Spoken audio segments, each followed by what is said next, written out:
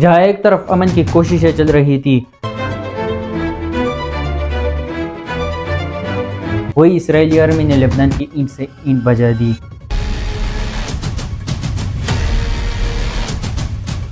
پہلے ہی حملے میں ایران کی ٹاپ ملٹری لیڈرشپ ختم ہو چکی تھی۔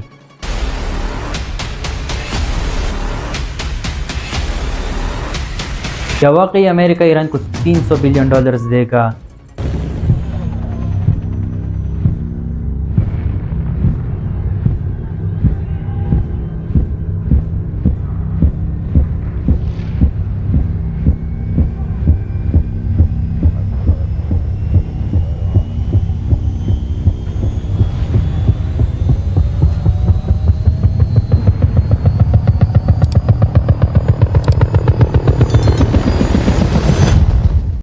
فروری 2024 صبح کے 9:40 تہران کا پیسٹر اسٹریٹ کمپاؤنڈ۔ ایرانی سپریم لیڈر آیت اللہ علی خامنہ ای اور ان کی ٹاپ سول اور ملٹری لیڈرشپ یہاں جمع ہے۔ CIA اور موساد نے انہیں مہینوں سے ٹریک کیا تھا اور آخرکار انہیں موقع مل گیا۔ اسی موقع پر سینکڑوں اسرائیلی اور امریکن فائٹر جیٹس ایران میں داخل ہو چکے ہیں اور وہ اس کمپاؤنڈ پر حملہ کر کے اسے دھول میں ملا دیتے ہیں۔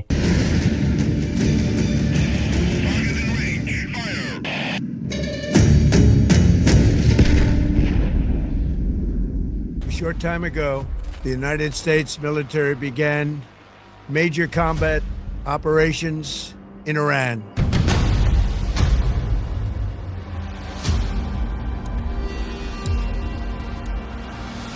This terrorist regime can never have a nuclear weapon.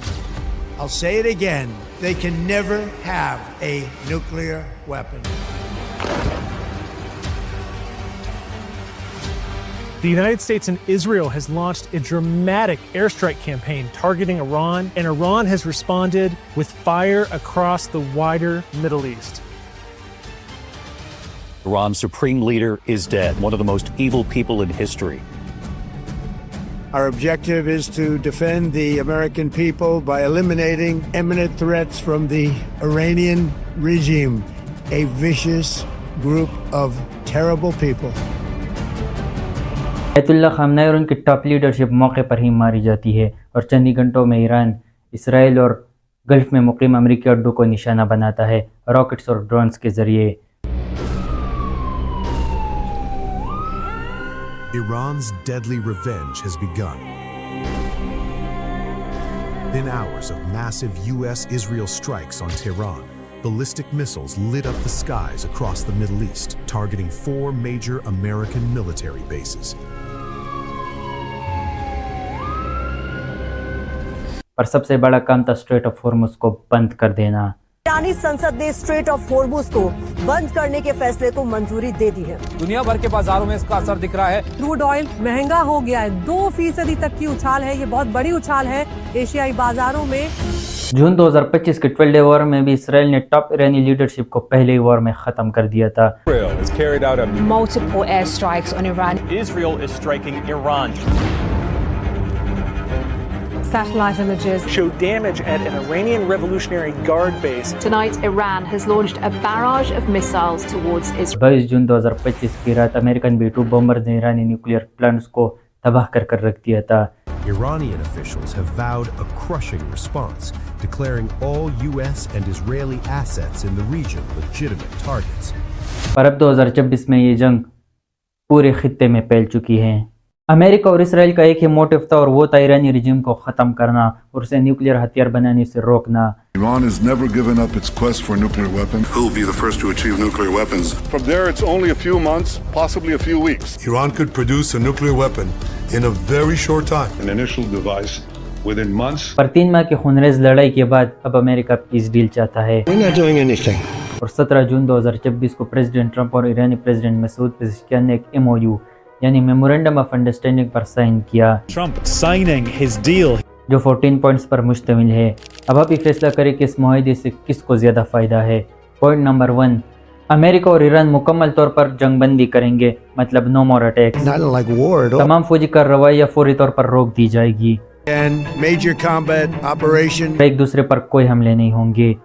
Point number 2، امریکہ اور ایران ایک دوسرے کے ٹیریٹوریل انٹیگریٹی کا خیال کریں گے اور ایک دوسرے کے انٹرنل معاملات میں ٹانگ نہیں اڑائیں گے. We have been under the United States and Israeli aggression for the last couple of days. اور اس کے ساتھ نہ ہی دوبارہ کوئی جنگ کریں گے. Threats from the Iranian regime. Point number 3، 60 دنوں میں ایک بڑا اور حتمی مسلسل معاہدہ ہوگا تاکہ پوری طرح امن آ سکے.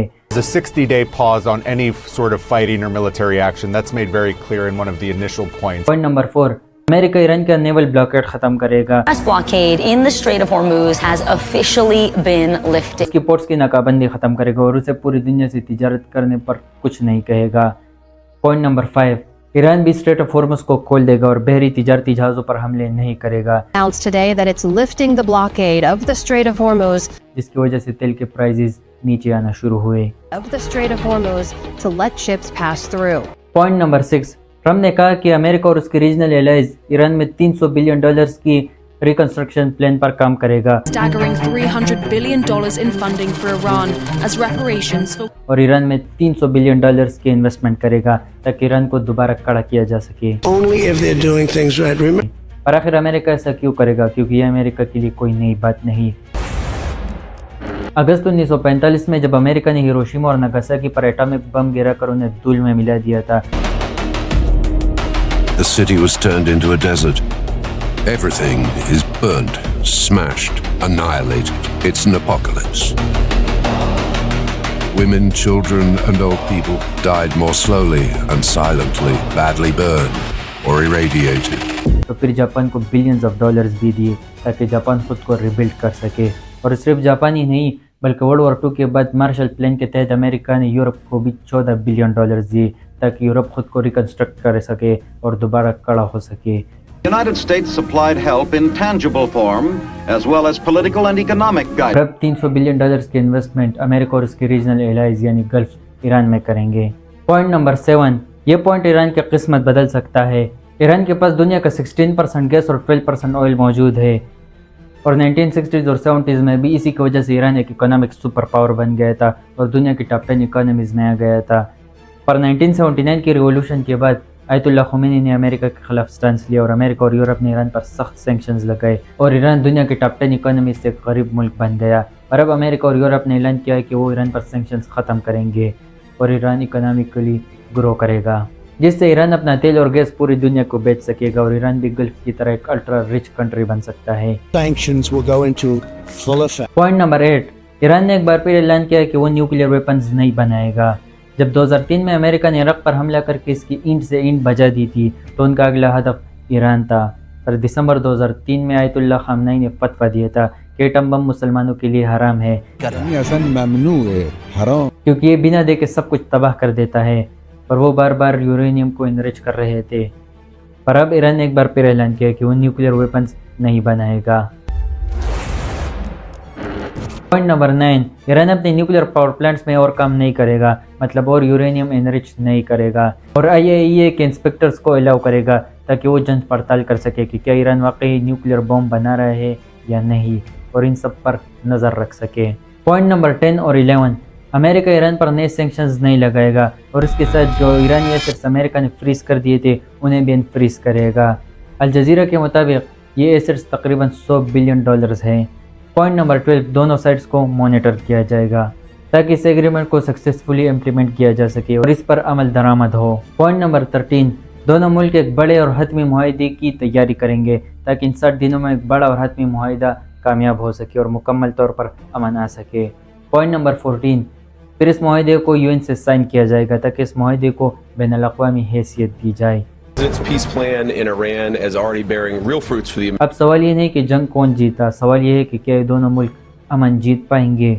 اور ایک آدمی ہے جو ان سب سے بالکل بھی خوش نہیں، اسرائیلی پرائم منسٹر بنجامن نیتنیاہو.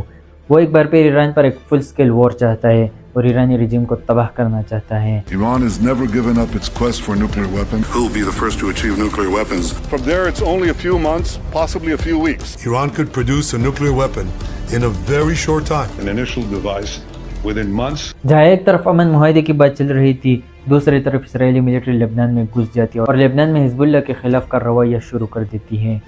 اسرائیلی ملٹری نے حزب اللہ کی کمر توڑنے کے لیے لبنان کی اینٹ سے اینٹ بجا دی تھی اور وہ لبنان پر زبردست حملے کرنے لگے. To its supporters, Hezbollah is a liberation movement. To its critics, a state within a state. It's the Lebanese group that's back in the headlines. There's been an intense exchange of rocket fire across the Israel-Lebanon border. Hezbollah fires across the border every day. Israel is targeting what it says are Hezbollah cells. Some countries classify Hezbollah as a terror group, but it's also deeply embedded in Lebanese politics and society. More powerful than the state, and more armed than the Lebanese army itself.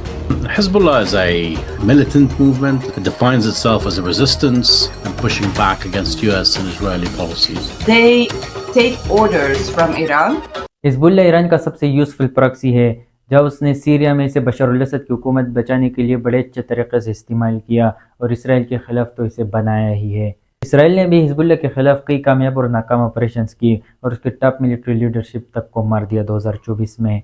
Iran ने Hezbollah पर billions of dollars उड़ाए और नहीं चाहता कि ये ख़त्म हो जाए, इसलिए ईरान हर हाल में हिजबुल्लाह पर हमले रुकवाना चाहता है और लेबनान में भी अमन चाहता है ताकि इसका यूज़फुल प्रॉक्सी बच जाए। अगर आप हिजबुल्लाह पर हमारी वीडियो देखना चाहते हैं तो यहाँ क्लिक कीजिए।